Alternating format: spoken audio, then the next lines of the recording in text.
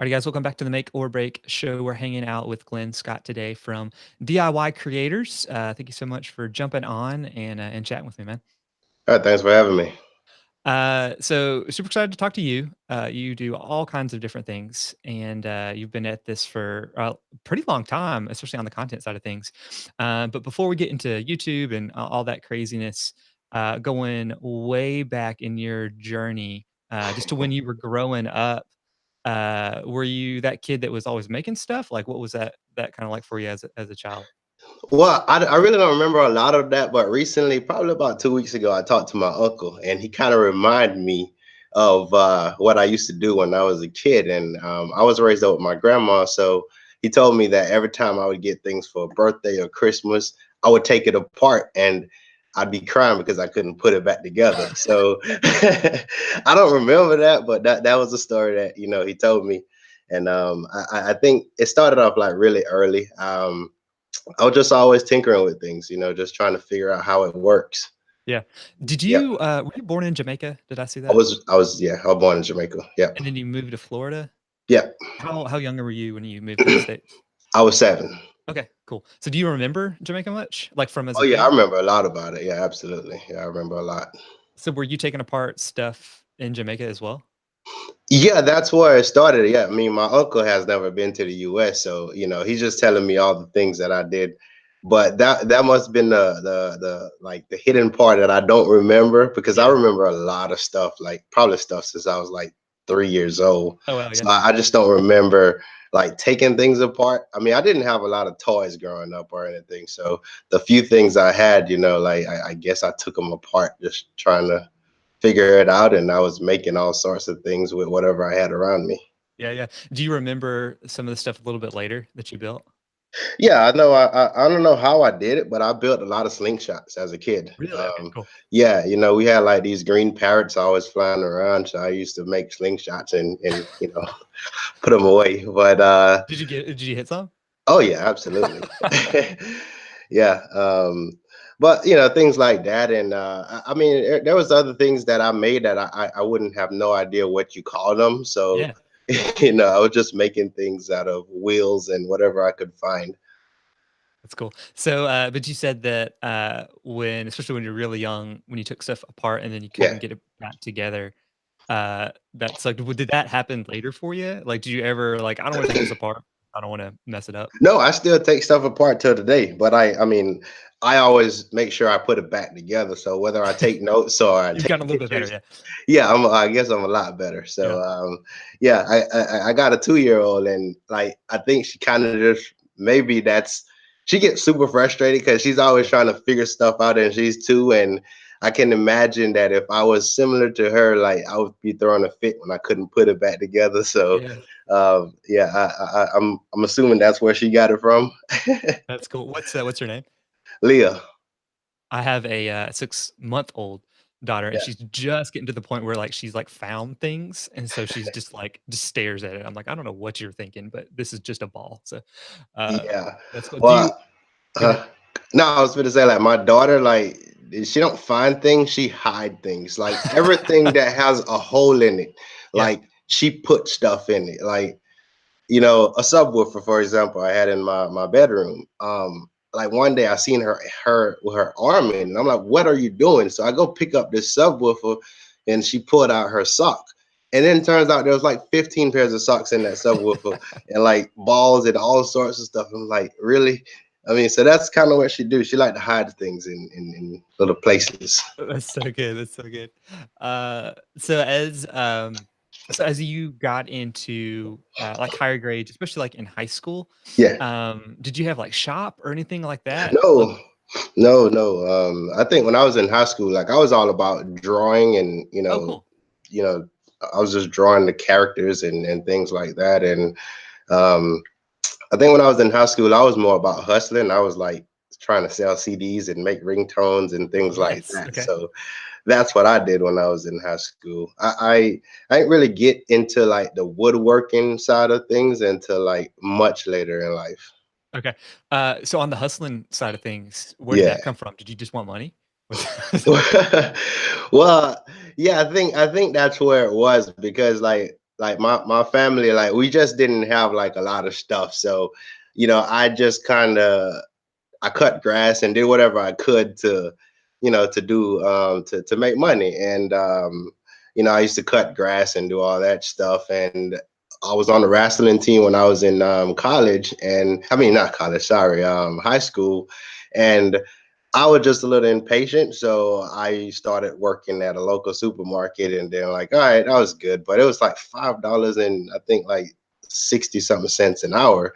That wasn't a lot of money. So I started selling ringtones because I was really always good with computers and Mm. things like that. So I figured out how to sell ringtones and put them on people's Nextels and all those things. And Yeah, so that was like my little side hustle, was making mix CDs and things like that. that's awesome. Is this like the days of like Napster? Like were you like ripping songs and making Yeah, ringtones? I never had Napster. What I had, like LimeWire or I had something like LimeWire. that. Yeah, yeah. Yeah, Okay. yeah, Yeah. because that's how you get the free stuff. Yeah. When did you graduate from high school? Oh 05. Oh 05. Okay, so I was '04. So yeah, right Yeah. in that same time. Yeah, I remembered that ringtone stuff when I first figured out that you could do that. I was like, I could do any song that I want and make it a ringtone. Absolutely. I did not think about selling it Oh man, that yeah, way. So it was $1 ringtone. I there was times that I made like $900 in school, in are high you school, a week, a week. oh wait, good Yeah, lord. yeah. So, yeah, because I would take orders, and when people realized that what I was doing, like, yeah, I would have orders. I would go work, I get out of school, I go to work, I come back home, I set up, like, I had 4 computers on the floor, and I had them set up, and I had them downloading all my songs. So by the time I came home from work at night, I can go ahead and take care of all the orders and wait 25 minutes to burn a CD, and Yeah. it's crazy. How okay, so how did you take orders? Did you have like a form or something? No, I didn't. Like, what people would do is they would bring me their list and say, I want Okay. this song, I want that song. So I just like knew who list it was, or their name was on it or something like that. And I just delivered it when I came back to school the next day. What where do you think that came from? Uh, like, when I was in high school, I was definitely not taking 900 orders from my friends and then making money. I was just downloading this stuff myself. Yeah. Like, were your parents or your grandparents, like, did they have businesses or have people No, just no, hustle? nah, man. Cause like, I think my dad was a taxi driver in Jamaica, but like, that was about it. Like, when, he came here, he was driving like trucks and things. So he wasn't really like a business type of person or anything. I think for me, I just always wanted a little more. I felt like, I didn't want to settle. I think that Yeah, was more my mentality. yeah. Why, why your own thing? Like, why do you think you didn't wanna just, like, move up, like, at the grocery store and make more money? Did you just you're like, "I can own this," or what was that motivation for you? Well, at that grocery store, like, I think there's always like a turning point for certain things.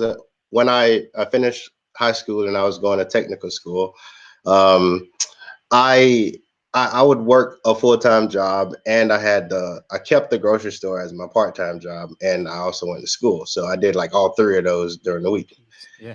And I think one day I got like a little, well, I knew that wasn't a thing for me. I always wanted to be in a technical side of things. Like, I thought I was going to school to be, take up computer science or something like that. Like, I had more interest in that, like stocking groceries in the dairy department or Right. whatever. It That just sounds wasn't fun. exciting for me. Yeah. And I did a good job there, but I think what did it for me is one day I came in and I had 5 hours on the schedule for the whole week. And I'm like, like, I can't do this. Like, what is 5 hours? I'm gonna get dressed and come in for 5 hours, and like, Yeah. nah. So I put in my 2 weeks notice, and I quit.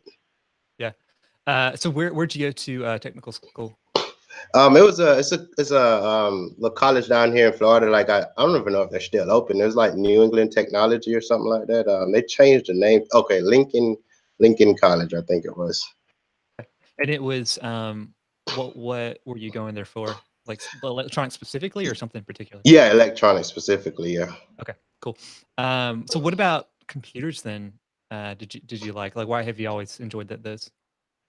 Um, I don't know why I was always into it. I just felt like it just seems unlimited. It just Yeah, felt like it just got deeper, and I just felt like there were so many things that I just didn't know. Yeah. and I wanted to learn more. Like I started building my own computers at one point. So I was like really intrigued by that. Ordering parts and putting computers together, and that was my goal at that time. And shortly after, I got into the home automation business while I was in college, Oh, and cool. got into that. And that kind of just opened up my eyes to, like, wow, like people actually live like this, because I started working into like wealthy homes, like Gotcha. Okay. people that were like million and billionaires, Yeah. and I working in like their homes, and you walk in the house and it's like, man, this house is like 30,000 square feet, so like Yeah. it was just insane. And I think for me, that's where the extra hunger started coming in. And when I realized that, man, this is not a magazine, people actually live like this. Yeah. So yeah, I think that's what that kind of kicked it off for me to get into what I'm doing now. Yeah. So on the home automation side of Yeah. things, because especially like I think if people hear that now, like they're thinking of like Hue lights or all like the stuff you can do with your phone, which is crazy. But like, Yeah. were you running wires? Like, what did that Yeah, look like? yeah. So what everybody's doing now with the Alexa and those, like, those are like DIY stuff. Like I did the Right. real home automation stuff with Okay. the company I moved on from. And I started off as just a cabling guy. So I just started off by running wires from this point to that point, and I did that for probably about 6 months. And I wanted more. It's like, all right, I'm good. I know I can run wires with my eyes closed now, Yeah. so I wanted more. And I started taking manuals like without people knowing, and going home and studying some of the systems, and, started installing my own alarm systems and then audio video systems, and just like basically just started, I brought work home with me. Yeah. And that was the way of me getting better. Yeah. What was the craziest thing that you guys put into a house? Um, Craziest things. I mean, I don't know what was the craziest things, but we done just about everything you can do. Like basically, we as a company, what we did, we went in and our goal was to make stuff move. So Okay. um, we'd make clients come home and like they want to press one button, for example, like I'm home. They press the home button. You know, whatever we want can happen after that one press. Whether it's your motorized shades, they're going to go up, maybe your TV in the den turn on, maybe the blinds in the bedroom close, like the drapes move, like whatever you can think of, the AC unit change temperature, or whatever you can think of. But one of the craziest houses I've worked in, they had like, it was really tricked out. It was like a $75 million house, and they had like like a 20-foot glass door that literally just went down into the ground, and it brought the outside inside. Yeah. And on the other side of the house, they had synthetic lawn. Now, if you'd never been to the house, you had no idea what was happening, but you press a button and this like car lift come out of the ground, and you drive your car into this thing, and then it goes back down into the ground and turns. And like there was enough space under the house for about 30 something cars. Good lord, that's like some James Bond stuff. Yeah, it was crazy. It was crazy. Like that particular house, I personally worked on that house for about 11 months. That is nuts. So I know on the client side of things, it's like a real smooth, like one-stop shop system. But like to actually build it, did you have to like DIY? Like, did you have to learn a lot of stuff, or was it a lot of like push and play stuff even for you guys on the install? Yeah, so the way it works in those business, like you have the manufacturers that produce the actual um, uh, pieces of electronics that we installed. Then we had guys like at the time in the office that they would pick all the systems that they thought integrate with each other. Okay, And then, me at the time was a technician. So it was my goal to make sure my system talked to the next guy's system, or the electrician, or the HVAC guys. So it was all like my goal to make sure my system talked to their stuff and my system operated on its own. gotcha. So Um, yeah, after I got done with that massive house, then I went more on the design side of things. So I stopped being a technician at that time, and I was more so of the guy that designed. So basically, everything stopped at me on the the security, the access control. Like that was the thing that like they put on my plate, and that was the thing that I stood out the most for me. And basically, I was the last guy that Yeah. everybody would call. Yeah, yeah. Did you enjoy that? The design from, like, the No, big picture I side? did for a certain extent, but then what I think made me the most frustrated about it was the guys I work with, and I love those guys. But what made me frustrated the most is I didn't think they had the passion. I didn't feel like they Gotcha. wanted to learn. I felt like I was like their like go-to guy for everything, and for me, like I just thought about everything I went through to get there, Yeah. and I wanted to see that fire from other people. So it was a little frustrating for me because I created so many documentation for these guys. Like all my years of experience, I turned it into documentation. I handed it to them, and I felt like some of them, a lot of them, was a bit lazy to just either check the document. They called me and said, "Hey, what do I do here?" And and I just wanted to see a little more effort from it. But I love the position. I just wanted guys to like kind of step up a little more. Yeah. Why do you think you kept stepping up? Like, you keep saying that, like, you just wanted more, you wanted more. Yeah. It sounds like it wasn't just more money, like, you enjoyed just, like, No, it working wasn't with just people. about it wasn't just about money. It to me is a lot to do with self-worth. And it was more about me just wanting to feel like I was doing something great. That's cool. It didn't matter to me what the other person thought about me. It just mainly like when I went to bed at nighttime, like I did my best. Like, Yeah. you know, I didn't want to leave no stone unturned. Yeah, yeah, yeah. So was your place crazy then? Like, did you have, like, automated stuff, like, you were able to hack together because you knew all this, or Oh, at what was my your house? Yeah, your old house, Oh yeah. yeah. Yeah. Oh yeah.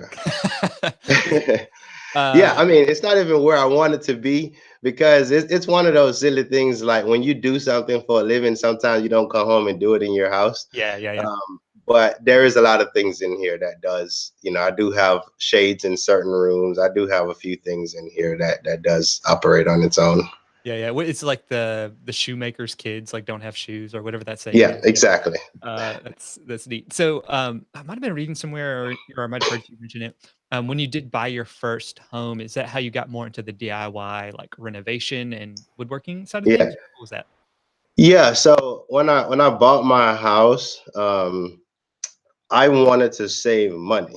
Like I was a bit nervous, probably like every homeowner when you first buy a house, because you don't know what are gonna pop up and surprise you. So I was more like trying to be reserved, and like I'm not gonna spend any money on furniture right now. We're just gonna get exactly what we need and nothing else. And I figured I'd buy tools, and I started there. But a lot of that passion came from the confidence I gained with myself when I saw the other workers in the homes that I worked in, like the woodworkers that was there. I saw what the cabinet guys was doing. I saw what the flooring guys was doing. So I'm like, man, I can do that, So I think that's where a lot of that fire came from. And without me even trying it, I felt like I could do it. Yeah. So how did you learn to do that? Like, were you just talking with those other guys in their houses, or were you reading stuff or watching stuff?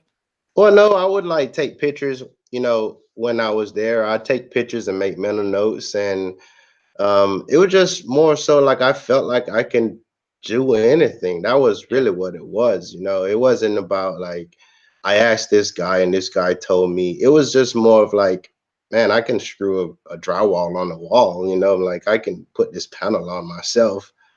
And that's what it is, and I think applied a little bit of common sense and just my ability to do, and that's where it is. So what were those initial projects that you worked on in your house? In my house, I've did quite a few things in here. Um, well, in my bedroom, I haven't done a lot in here. For example, like I made like a platform bed and a sliding barn door in here, and recently made like a TV panel that go on the wall. Um, I redid my entire laundry room, but I wasn't recording at the time, so I didn't really capture any of those footage. But I basically took a shell and created cabinets and butcher block countertops and just all sorts of things in there. I made all the cabinets in my garage, and I make a lot of pieces that go around the home. And a lot of the projects I've made, I've either given them away to my dad because he takes everything, or or some of it's still here that I haven't like find a spot for it yet. Um, but yeah, It's cool. So so is your shop, is that your garage where that's you're my garage. okay, Yeah. so you're building out your garage. Were you just slowly just adding tools, like, as you needed them for certain projects? Yeah, I always had tools when since I became like a technician, so I always had some sort of access to tools. Before I actually got deep into the YouTube thing, like I when I first bought my house, it was just more of a just gonna build some things myself. I bought some cheaper version of Craftsman table saws and miter saws, and I got rid of those, and I stopped woodworking for probably a year and some change, and then for whatever reason, I just got the motivation to get back into it. And ever since then, I hadn't really looked back. So I borrowed a miter saw because I couldn't make my mind up on the one I wanted to really invest in. Yeah. And I started using working on the YouTube videos, and I remember making 5 cents, and I'm like, oh yeah, Yeah. I'm gonna I think sometimes you just need to see something just for Right, you to yeah. like believe that, oh, it's possible. Yeah. It's definitely possible. I just needed to see that 5 cents that came in for that whole Yeah. week. Yeah, yeah. You It's know, like so it's like that first time you sold, like, a ring tag or like, oh something. yeah, Yeah. oh yeah, That's so, alright, so people that are listening, if they are wanting to get into the DIY, especially on the home side, and maybe they don't have, like, much at all on the yeah. tool side of things, um, what, like, recommendations do you have for them just to get started? Like, maybe, like, the type of tools, it doesn't have to be, like, brand names or anything. Yeah. So I mean, the number one thing you gotta have is a circular saw. That's super important, and obviously a drill. All you need is the drill. You don't really need a impact driver or anything, but the drill. Definitely gonna need a sander. The next thing you're gonna need, look, a jigsaw is great. Ain't something I use every day, but Yeah. that's a good one if you want to cut circles and curves and things like that. Um, let's see what else in power tools. I mean, those are like the top basic things that you absolutely need. And if you can get like a pocket hole jig set, like that's magic. Yeah. I didn't know about that when I first started building, so everything for me was all nails. Yeah. Like so those are my top recommendation. I think that can get anybody by in most projects. And you've got a video on that, don't you? Like, Yeah, I do have okay, a video breaking that down, I'll make sure to probably include. showing about, I don't know, 15 different tools and the purpose of them. So today, what tool do you use the most? Or do you find yourself using the most? The most is probably I still use a circular saw like a ton. Like Yeah. I use that the most because most of my projects are geared for DIYs, and it's one thing when you tell people, oh, you can do that, but you also got to show them, what I'm Yeah. saying? Like it's easy to be on the table saw and be like, yeah, you can just rip this on your circular saw, and like, nah, you show me that you can actually do it. So that's why it's a little more work, but I go out of my way and do it because I don't want to just tell people things. I want them to understand that it's totally possible. Yeah, yeah. Is that what has maybe kept you from, like, going down the route of, like a super fine, like, woodworker or, Yeah, like, a yeah. high not that your stuff is, like, not, like, high level, but, like, that kinda that next phase where you're buying, like, the super crazy stuff to produce. Yeah, and it's not that I won't go down that road. It's like for me, I think that when you do something, sometimes you have to focus on the audience you build up.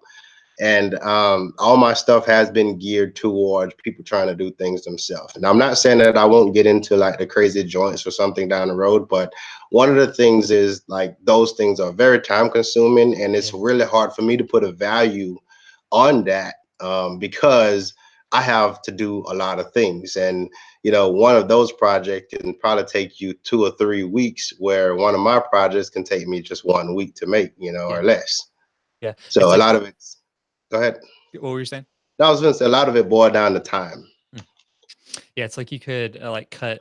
like 3 dovetails or make a sliding door that has millions of views on YouTube. Yeah. So going to the YouTube piece, so you mentioned audience a few times.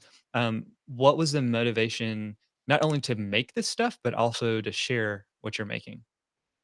Well, it was when I was building things around my house, and it's like, man, like I wanted to create like a blog, Okay. basically, and just share what I did. And the reason why the blog was of interest is because of the business I was in, like the home automation business.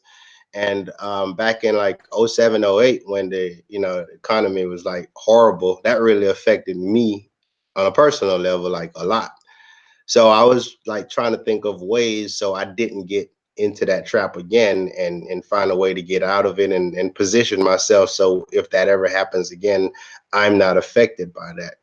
So a blog was something that I wanted to do, and I got a little stuck on the website because I was trying to use WordPress at the time, and some things just wasn't clear to me, and I decided to try something else, which was making videos. And like, I'm not a person that go do a ton of research before I do a project. I just Yeah. jump in.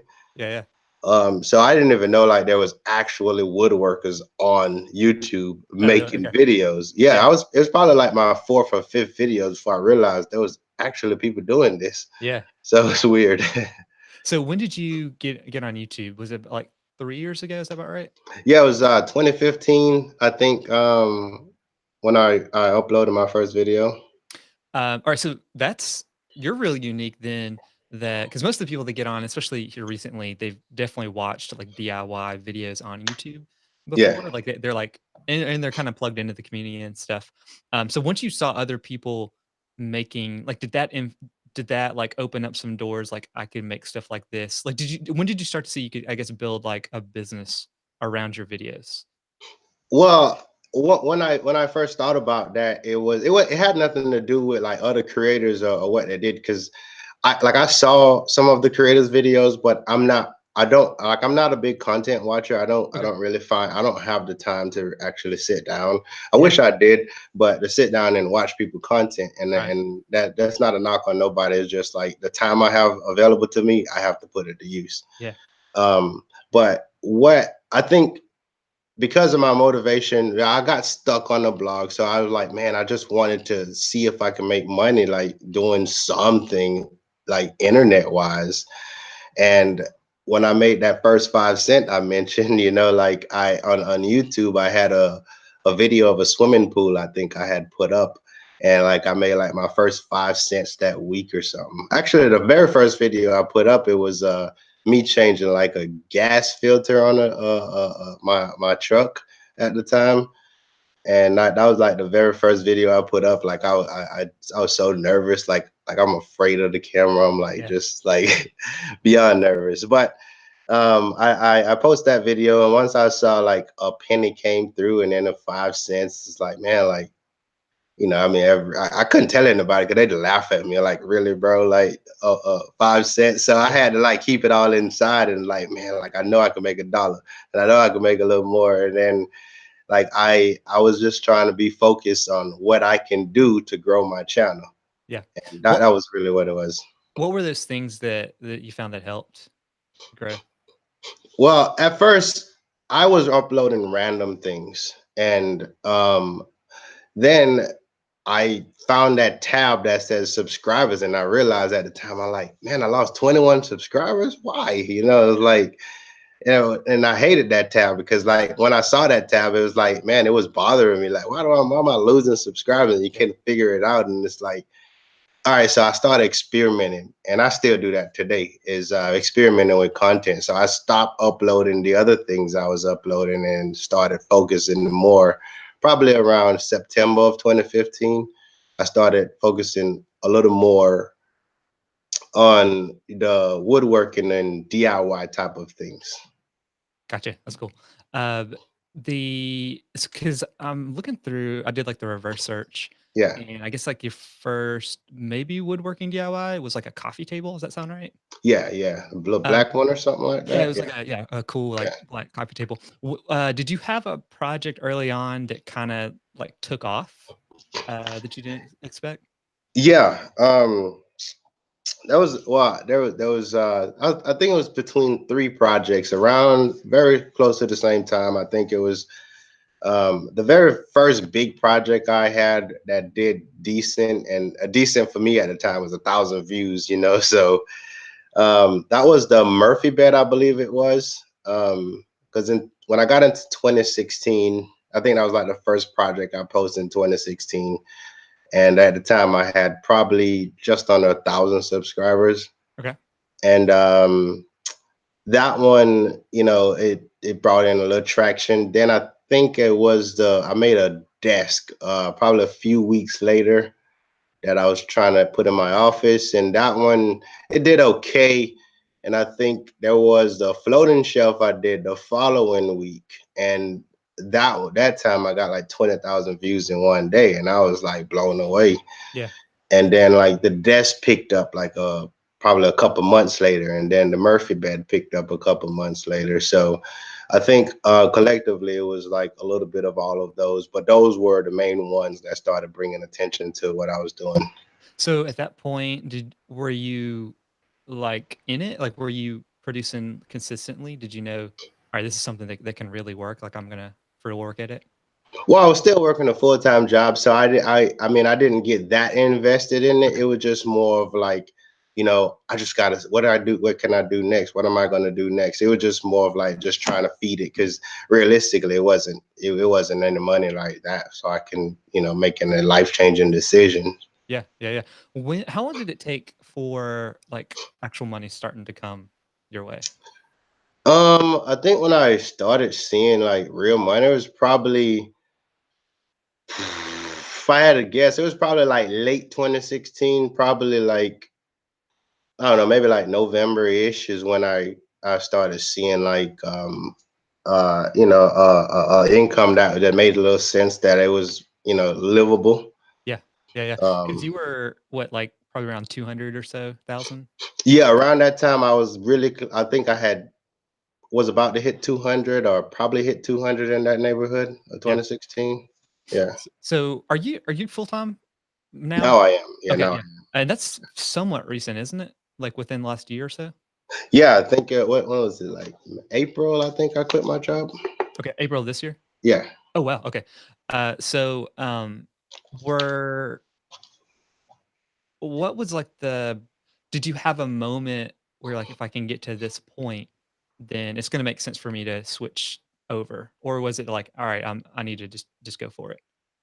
Well, for me, it was more of like I had to look at my responsibilities that I had. One with my daughter, and then my house payment, and all these other things. I need to financially figure out what can I get rid of, or clean up, or you know be manageable. Because at that point, I had already figured out what what was like a base income for me without sponsorships. Because sometimes those sponsorships, they come, they don't come, so I can't rely on those. So Yeah, I think I had to figure out like what my base income was, and is it something that I can work with. And what kind of brought me to that conclusion is, once I figured that out, then I realized that like the time that I kept putting, I had after I would get off of work, and the lack of sleep, and I felt like it was just getting really hard. And it's like the more the channel was growing, mentally you just start creating expectations in your own head. And maybe that feel like, oh, maybe I need to do this a little more, do that. And you just you I think you start creating things. Ain't nobody saying it to you, but you're just like in your head, you're creating these like pressure. yeah, And it's like you got to see a change, and you got to see a change. And I think that was about it. yeah. So, when you switched in April, what was that like next day or next week like, once you realized it was on you for everything? Well, I think it took about 3 weeks before I realized, like, yeah, this is it, So, Yeah. because like the thing is, I had a company vehicle, so like I drove my company vehicle for, I don't know, probably about 7 8 years. Oh, Basically, wow, I've yeah. had a company vehicle, so when I go outside and I didn't see that vehicle anymore, every time it remind me. I think like that first week I had to keep reminding myself there's no work tomorrow. There's no work Yeah, tomorrow. it's like you're on So vacation or something, but yeah, yeah, it's like vacation, but you're still working, but it's like right. it just feels like, yeah, there's no work tomorrow. So like now it's well inside in, but before it was still a little challenge to get over. Yeah. So now that you're, several months removed from that switch, Yeah. looking back at it before, like, are you does it feel like what you thought it would be like when you're like, "I'm gonna pull the trigger"? Oh yeah, oh yeah. I mean, I had the feeling for this before I pulled the trigger. Like I try to make calculated steps. Yeah, I didn't jump at this blind and like, all right, let me go figure this out. So no, I knew exactly what I was getting into. that's cool. Uh, so I guess I've kind of been burying the lead. So you just went over 1,000,000 in July, is that right? Was it Or July? I don't never around remember. there? Maybe it was. So not because Yeah, you're it was in July. It was in July. I was up in Colorado, I think, when it well, yeah. So that sounds about right. So Yeah, I know a lot of people will be like the numbers don't mean much, but at least for me, when I see like a big number, I'm like, oh man, like that's crazy on something yeah. that I've done. Was it what was that like for you to go from 9,000 whatever 999 to one Yeah. million? Well, I mean, I felt like I wanted to feel a difference, but I don't. I feel Okay, like I yeah, felt like it was like, man, it's just no, it really didn't feel any different. Like honestly, not a lot has changed since I had 10K like mentally for me, okay, like it's just it is a number, but like I can't realistically say, oh, I have 1 million subscribers, like my life changed. Like, no, it's still the same. yeah, and that's most people I think that have hit that. That's what they're like. Yeah, it's the same day, like the next Yeah, day, like I still have to do the same work. So exactly. Bob Claggett from I Like to Make Stuff, like, I think he's over, like, 2,000,000 or something, and then he's like, "Yeah, same as when I was, like, at 1,000." So, Yeah. um, Yeah. that's crazy. Alright, so on the business side of things, for people that maybe are thinking of wanting to develop, like, a business around, content, especially things they're putting on YouTube, is it is it, like, sponsors and then AdSense and plans? Is that kinda where you see the best bang for your buck? Yeah. Yeah. So it's between plan sales and the AdSense, which is the I guess the base income, and then I don't like to mix sponsorships in because for me, like I don't go out and seek a lot of sponsorships right now, Okay. and it's just because I'm trying to work on a lot of things behind the scenes to kind of get to a point where I can focus on that, and I just don't want that expectation and let brands down when I can't meet their deadline or Yeah. something like that. So and I don't really have a team right now, so Alright. it's basically me. So I can't really put too much on myself right now. Yeah, that's crazy. Okay, because most people, I feel like sponsors are a pretty big component of their business, but man, so you're doing it with just YouTube and then plans. That's really cool. Uh, for people that maybe think like it's like that lifestyle would be like super fun. Like, what's a typical day for you look like now? Well, a typical day for me is like now it's like I wake up at 4:30, then like I go to the gym, and then I come back around 6:15, and I cook breakfast with my daughter, send her away, go to daycare, and then like I either try to get to some emails or I get in the shop, and maybe I'm arranging some things. But a typical day for me now is not what I really want. What I really want is a lot of shop time, Right. Right. and because it's a business now and not a hobby. There's a lot of responding to people, talking to brands, and the ongoing relationships that I already have currently, that I have to get sorted out. But a typical day for me is basically what I said in the, previously, and then just taking care of the things that you have on your to-do list. So, do you have like a schedule you're trying to stick to on projects? Yeah, I have a schedule, but I don't think it's like really working for me. So Okay. I'm still Okay. trying to evaluate it. Yeah. In the perfect world, like I guess what I did for a living before, it was so secondhand, and now it's like I feel like everything it's always new. Yeah, yeah. And so I can't get that grasp on it where I can put a specific time on something and say Mhm. it's going to get done in this time. I rarely finish anything early. Everything always seems like it takes longer than I Yeah. think. So that has been a challenge for me is just knowing how to put time on things. And that's one of the reasons why I don't do client work because I don't Gotcha. want to get into that. Yeah, yeah. Uh, do you have a favorite project, like, recently that you've worked on?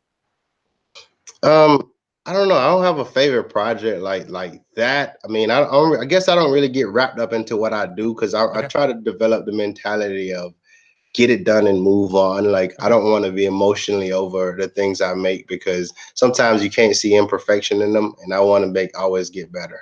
Yeah, yeah, yeah. Maybe have you had a project that maybe you thought would people would respond to, uh, like, in a more positive way that maybe, like, you think it didn't get, like, what it deserved?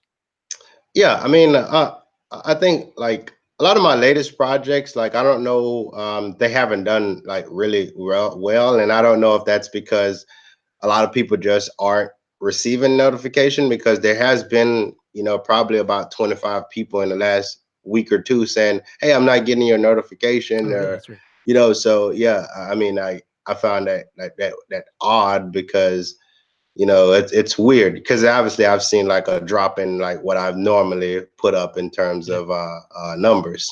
yeah, yeah. That makes So sense. it's hard to say, hey, this is the project that's going to do well. Like in the past, that has never worked. Anything I've like, man, like I feel real good about this did, and anything that I was like, I'm super unsure about this has been the ones that has done well. Which one surprised you the most? The most was I guess it was probably the floating shelf with the hidden storage because like it was one of those projects that I just was taking care of another weekend project Yeah, and I didn't have any expectation for it. And then like to see 20,000 views in one day, it while I'm at work, like my phone's just going off, yeah, like holy crap, what's happening, and so that was the day I literally turned off notification on my phone so I don't get notified anymore because I realized how much of a distraction that was. While I was somebody else was paying me to do a job and I'm like checking my phone and trying to respond, and yeah, so I could just kind of kept that habit up. But that was probably the most surprising thing for me because, up until then, I'd get like 500, 600 views a day, and that was a good day. yeah. That's cool. Okay, so wrapping up then with a few questions Yeah. that people are asking.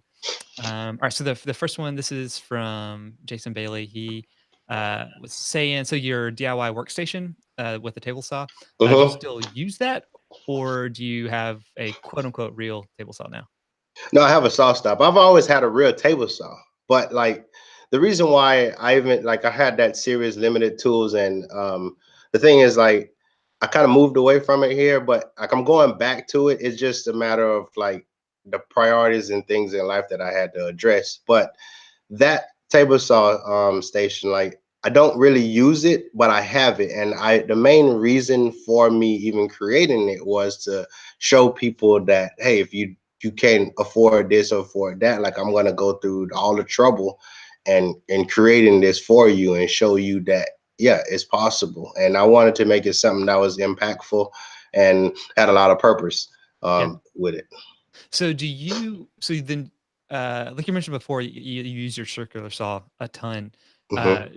Do you consciously then like scale back the type of tools we use just so it's more accessible to your audience? Oh yeah, a lot of times, and then there's times it's like I don't have time to go through that right now. I'm using my table saw, Gotcha. to Yeah.